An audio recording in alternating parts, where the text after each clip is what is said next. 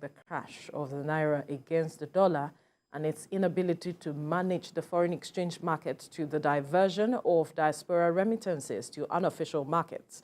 The acting governor of the CBN, Folashodun Shonubi, said this while delivering a lecture titled Diaspora Remittances and Nigeria's Economic Development at the National Institute for Security Studies in Abuja. The exchange rate between the Naira and the dollar now goes for as high as 945 Naira to a dollar on the black market. The acting governor, however, noted that it would be helpful if Nigeria puts measures in place to control illegal remittances and harness maximum benefits to grow the economy. While joining us in the studio to discuss more is public policy analyst Joe Femi Dagunro. Good morning. Thank you for joining us. Good morning. Good morning. Good to see you. Good to be here. Great. Right.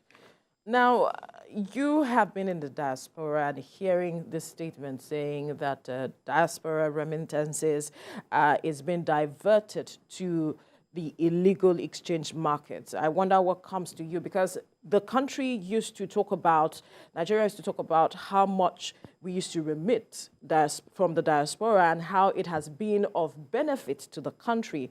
Now we're suddenly saying that it's the inability to manage this foreign exchange from the diaspora that is affecting, the status of the Naira. I wonder what you make of it. Yeah, basically, you see, there's been a problem with our system. Whenever there's a fault somewhere, that is the making of the people in government or in good position of power, they try to, blame it on other people. You can't blame the Nigeria diaspora for what is going on right now. Central Bank has always been having this problem, even while Emefiele was there. So, I mean, there was a time they blamed Aboki FX. There was a time you blame. You see, you can't continue to blame the people. Find out the problem and try to get the solution. The diaspora, Nigeria diaspora, will be ready to support this country because we have that passion for Nigeria. I tell you what, but is the country really putting a lot of things in place to support the Nigeria diaspora? Today we talk about the India diaspora. You talk about all these other countries, but the fun is this.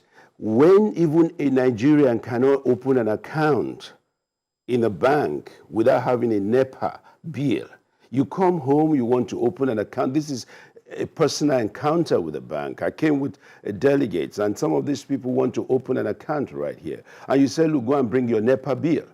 And these guys don't have NEPA bill. I even offer mine. And then they said, no, it is not yours. They should go back to Germany and bring their NEPA bill. That sounds crazy, isn't it? Really? So now you walk to the same country, anywhere in Europe, just with your passport. You can open an account. And they don't need to know whether you are from Agege or Mushi or wherever. So this is something that, first of all, let's break those barriers. Right. So there was a time about 3 or 4 banks, I coordinated it. They came to Germany to raise funds. These people bought their stocks and bought shares and whatever. And thereafter, they couldn't get their letters of dividends or what. They said, oh, sorry, we don't post letters outside the country. So now you are blaming the diaspora. You don't know what they are going through. These people spend time to make money and they want to send money home. They want to help. But then there's number one thing that is missing, trust. We have to build a trust in the minds of the Nigerian and the diaspora.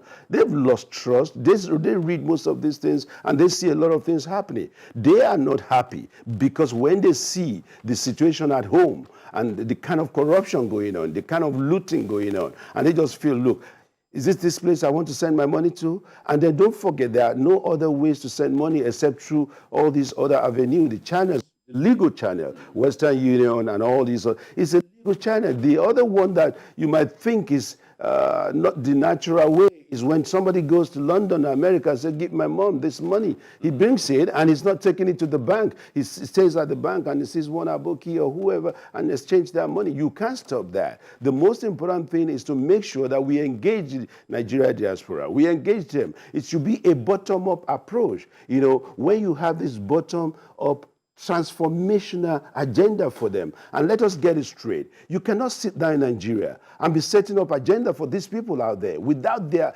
input, without their own information. And that has been the mistake. Most of these guys here, they just, they wake up and just travel all around in the name of trying to engage their diaspora. You go there with your plan, and this plan is not something they can execute. They don't want to even hear some of this plan because they are cumbersome.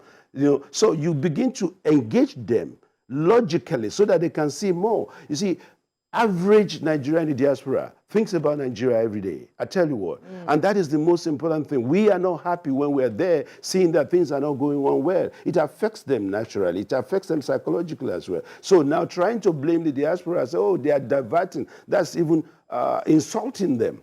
Right. To say they are diverting. It is their money in the first place. Yes, it is not the fault of that man who sends his money through. And you know what? A friend came into this country. He thought, okay, that's the normal thing to just walk into a bank and get an exchange. He brought his euro and went into the bank. And he said, look, I want to exchange this money like everybody else. No, they don't have it. But the guys pointed it out. You have this exchange rate, Naira to this, Naira to that. It's displayed there. Exactly. So when you display there and you say, look, let me pick it up, and you say, no, it's not possible. So something is wrong with our system, please. Let's not blame the guys in the diaspora. They are working hard to make their money, and they have the right to send their money. But look at one thing, the entertainment industry. Have we tried to engage these people to bring in money into this country? Let me give you, look at what Ashaka is doing. Look at what Davido. Look at all these brilliant men. Look at what Burna Boy and all the Thames and all these people. They close down, they sell out. O2 Arena. Do you know what that means? These are millions of dollars these guys are making. Do you talk to them and say, look, what is going on? Look at all our footballers out there, Osimhen and all the rest of them, making millions of dollars and euro and pound sterling. You have to engage them constructively. Let them put a trust in this country. Let them begin to see that, look, it is not the money. Look, they just feel, even if we bring this money in, it is those big men that will still buy it and use it.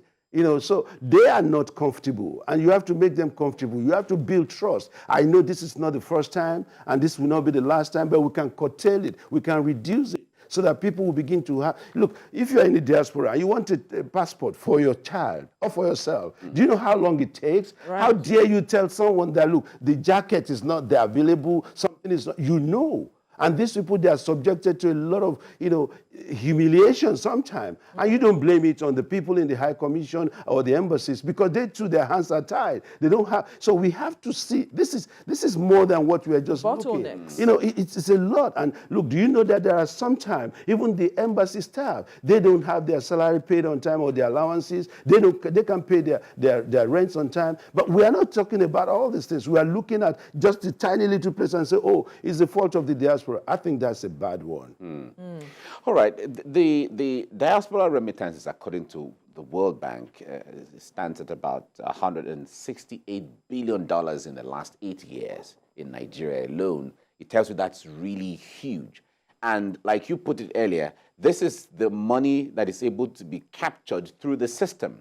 There are people who travel abroad and they say, okay, fine, you're going home, please give this to my mom, give this to my dad, or give this to my elder brother. And all of that money is certainly not captured even in this amount yet. But let's come back even to the system. The banks, like the CBN has said from the reports that they'll be flooding the market with dollars, as the case may be. When they talk about diversion, is it the bank that is the problem here, really? Because they are actually, by law, are the institutions that are supposed to even deal in any currency, give, issue, and receive, as the case may be. You see, I don't understand when you just come up and say you will flood the market. We have to be cautious about the way we use, the language we use sometimes. You flood the market with what? Where are you going to get it from? Suddenly you can flood the market. Suddenly you just think we're going to flood the market. Where are you going to get the money from? So these are the kind of transparency, kind of understanding we have to make sure that we don't just say things that we cannot or that has not been thought through or that we don't know how it's going to work out. Let us work out this thing. Let it be operational before we start saying we want to flood. You are raising the hope of the people, and in the next 1 or 2, 3 months, they are not seeing the flood coming in. So, the flood is not there, and, then they're asking themselves again. And don't forget, those guys who say you want to punish, the moment you announce to them that, they tell us, oh, yeah, that's your trick. Okay, we're ready for you. You don't tell somebody, look, I will deal with you, and you don't deal with that person. How many of these people have you taken to court? Have you charged or have you investigated? How many banks have been sanctioned for some of these illegalities they perform. So you hear that every day, that if you want to buy dollars or if you want to exchange your money, they call one guy for you to come and exchange. Yes, it's reality, but have you sanctioned any one of them? Have you even pretended? Have you even used your own opportunity or your own team that are supposed to be supervisory team to go around investigate? You just say, I heard about this, we learned about this, prove it. Go around, do your own investigation. And it's not just sitting down in one place and say, look, they have offices all over the place. It's sometimes annoying because the IE window, I think the window, nobody knows whether it's closed or open or even shut or whichever way. You know, so now you blame so many people. Look at, if you go to the popular places like Dubai, if you want to exchange your dirham, it's the same amount in all the exchange channels all over. Go to Ghana, it's the same exchange rate that they fix. Why can't we do that? Why can't the banks understand that? Because there are some greedy people in this country. They don't want the others to exist. And it is affecting the populace. It's affecting our economy. And the economy cannot grow if we don't sort out this problem. And the diaspora, they just work and send in their money. Whatever happens to the money in Nigeria, they don't really know. So we have to begin to look at the board. We can engage them. It is not only when there's a disaster you engage the diaspora. It is not just to bring some few diaspora together and talk to them. We have brilliant men and women who can have their input in this bottom-up approach that we're talking about. Don't sit down here and plan that. Engage them. And another thing is this, until when do we even know the actual number of Nigerians in the diaspora? Do we have that? So you can blame them as much as people are going every day. There is no way you capture them. And I think lately, the NIDCOM has just opened maybe a website and say, go and register. In all these countries whereby you have a desk that will take care of this diaspora issue. Economic desks are very vibrant. You see, I don't want to talk too much about this here, but go to any of our embassies. You will see the loopholes. You will see these things that I'm telling you about. It's not just sitting down here and saying it. It is there. It existed for a long time. And until when we begin to, let's start it. It's not something that we need to wait 50 years or another 7 years or 7 weeks to do. We can start from today. It is just to have the right people to engage and do the right thing. I mean, you travel from here as whatever minister or foreign affairs officer, whoever. You collect your ESTA code. So what else do you do there? We have to be, what are you going to do there? There are already staff, embassy staff there that's supposed to be engaging these people. You don't need to travel most of the time. Let's cut, cost in all these things. And I bet you see, when you see the engineers, look at, thank God now, the army, they said they are ready to even engage our doctors abroad. That if they want to come home, they will be ready to enlist them to work. These are kind of engagement. If you give them the opportunity that, oh, we need medical doctors, and maybe 20 or 50 will say they are coming home for another 2-3 years, and you say you are going to enlist them, even if it's temporarily, they are happy to do that, and they go back. But don't come and tell me that, look, oh, if you come here, you can't do this, you can't do that, and you begin to ask, what state are you from, what local government? These are the things that are putting off people. You want to donate. If you want to donate equipment or something into this country, you will see the bureaucracy you go through to donate, to give free. And these are the bottlenecks we have to begin to look into. The diaspora, the Nigeria diaspora, they are very vibrant. They can do things. They can make things work. And they are ready to help in this economic issue because we have parents, we have families in this, and we want the economy to grow. And the economy cannot grow if we continue the same process that we have been doing for the past 40, 50, 60 years. And we are still working on that, only to be doing blame game. It's not going to work. Right. Yeah, well, you mentioned earlier that when you cited Dubai and all of that, you travel to all of these countries, South Africa, Rwanda, all of them, Ghana. You're going to change monies from dollar to their local. In fact, if you use it anywhere, they're not going to take it. They will tell you, give us our local currency. That's right. And if you're going to change after all, you need an ID. That's right. At that spot to change whatever amount of dollars you want to change into. Yes. But if you come to Nigeria, you can buy anything anywhere with a dollar. In fact, anybody who sees dollar, hey, it's like, wonderful, good, give me that currency. I think I prefer that one for an exchange for any service, good or services.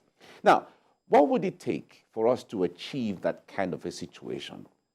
Should it be a prosecutory, method or dimension, or is it persuasive dimension? What would it take really for us to, because the state of things right now in Nigeria, when it comes to the way the dollar floats even on the streets, it can be mind-boggling. You see, we've lost a lot of things in the past, and it's not going to be easy to convince. You see, we have to trust our country. We have to trust our leaders, because who is going to start these persuasive method or going to talk to people on the street? They see your leaders, going abroad and paying for medicals, in dollars. And they never have that problem for their children. Right. They see their children are all over the place. So, and you are telling them that they cannot see. An average young Nigerian today wants to leave this country because he believes with $1,000, do you know that's 1 million, averagely? So if you have $1,000, you say, look, I'm ready to work in any factory, in any restaurant, whatever, just let me have that dollar. So, but when we believe in our country, when we believe in ourselves, the leadership, and that is what is critical, without the leadership, putting this in place, you see, when you see a governor, I have no problems with any of these leaders, all of these governors and ministers traveling out to enjoy themselves or to have what the law allows these things to happen. That is one thing we have to understand. The law allows the governor to travel. The law allows you to travel to go for medicals, and the law allows that. But if we have the law, if we can change some of these laws that will make us to be, to have a better orientation, we need orientation. And that orientation, we cannot achieve it. There was a time we have national orientation program and all that. We've tried all this thing. Why are they not working? Because it's about the leadership. The leadership have to come to terms with certain things and be ready to sacrifice.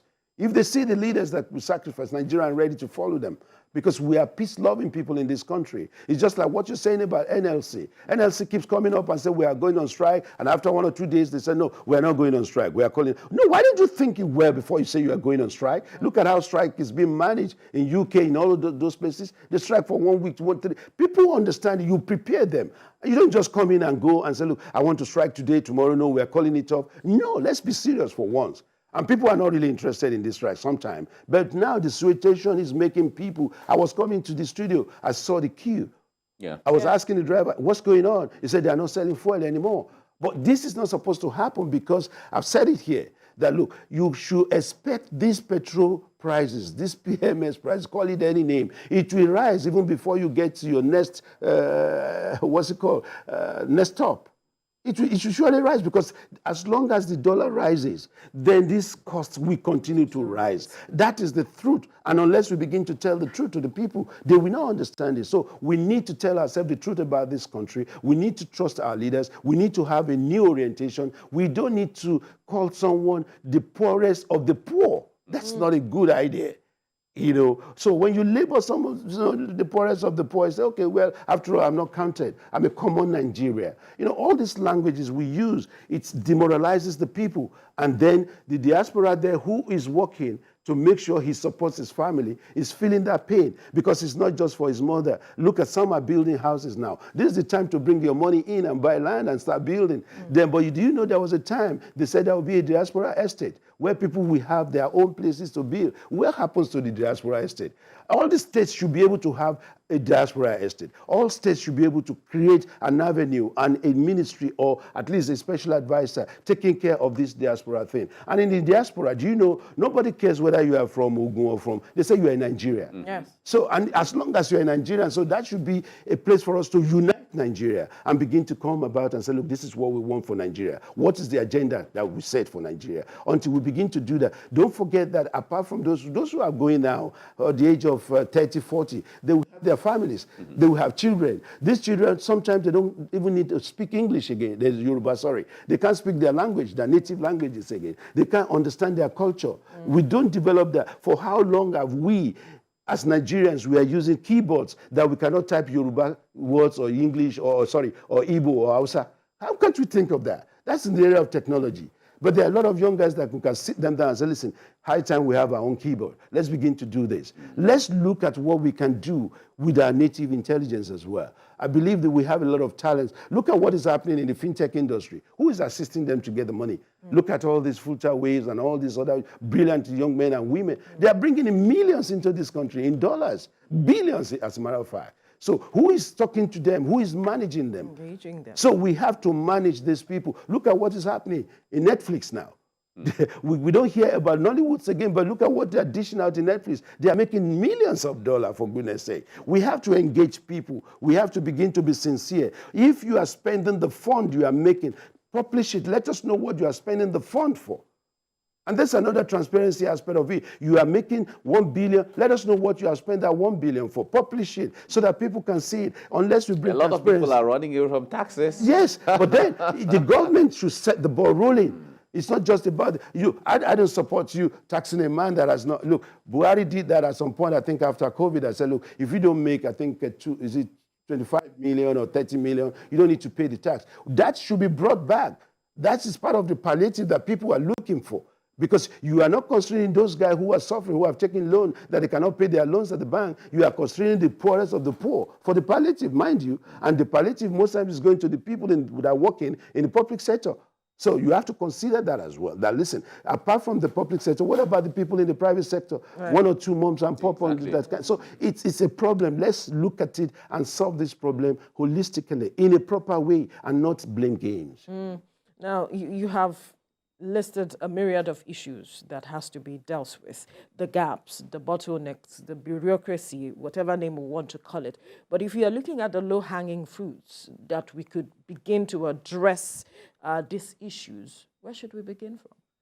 You see, first of all, we have local governments, right? What are the roles of this local government lately? Can you understand it? We have wards. You don't even know, maybe you don't even know what ward do you belong to. Adavi local government. Yes, you see, that's the beginning.